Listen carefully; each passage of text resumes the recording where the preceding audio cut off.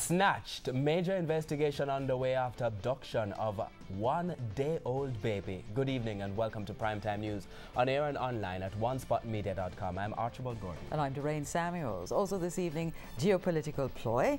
The opposition continues its criticism of government takeover of Petrojam. Caught on camera, robbers nabbed at guest house in Montego Bay. Flood out. Heavy rains cause flooding in sections of Maypen Clarendon.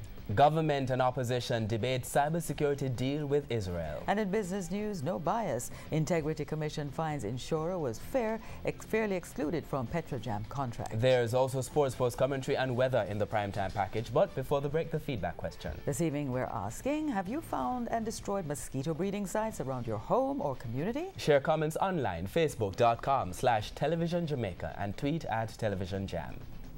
Please stay with us. Primetime News returns after this break.